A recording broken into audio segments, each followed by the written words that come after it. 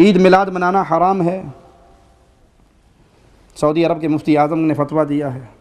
جی، عید میلاد منانا اسلام میں اضافہ ہے، اسلام میں ویلڈنگ ہے،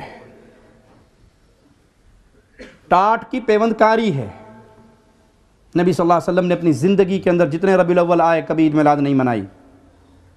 مجھے کل ہی کسی بھائی نے کلپ بھیجا حضرت قادری صاحب کا، وہ کھول کے بیٹھے ہیں کتابیں،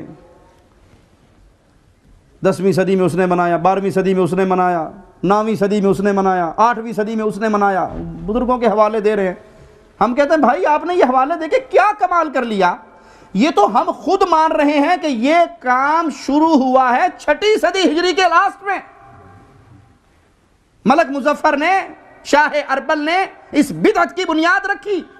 اگر آپ کو دعویٰ ہے ایمان کا، عقیدے کا، تو مجھے دکھاؤ ابو بکر نے منایا، عمر، عثمان، طلحہ، سعد، سعید، زبیر رضوان اللہ علیہ مجمعین نے منایا؟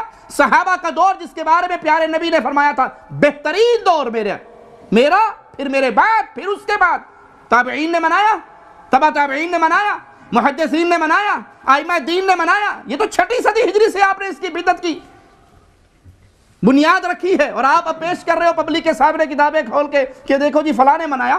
6 کے بعد تو یہ بدعت کسی نہ کسی صورت میں باقی رہی، اور جو وقت گزر رہا ہے اس بدعت کے اندر خباثتیں اور بھر رہی ہیں۔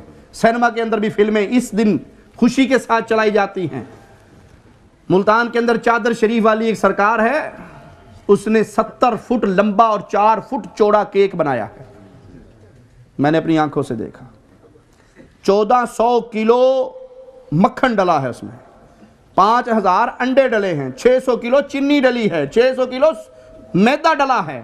ملتان میں جس کے پڑوس میں محمد کو ماننے والے تھر کے اندر اس کے بچے بھوک سے مر گئے صلی اللہ علیہ وسلم۔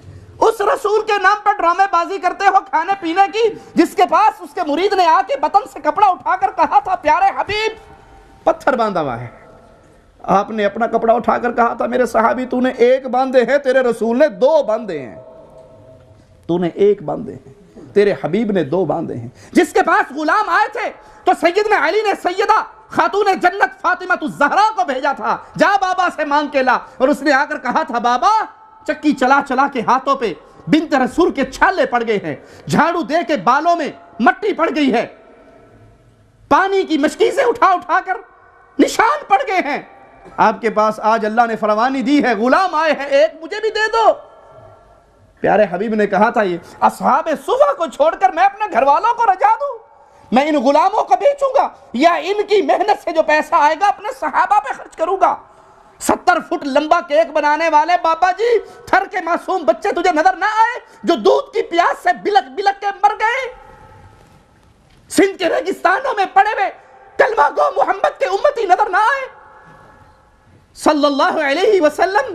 اس کیک پہ جتنا خرچہ ہوا اتنے سے تو غریب کے 100 گھرانوں کا سال کا خرچہ چل جاتا، جو اچار سے روٹی کھا لیتے ہیں، جن کے گھر میں اچار بھی نہیں ہے۔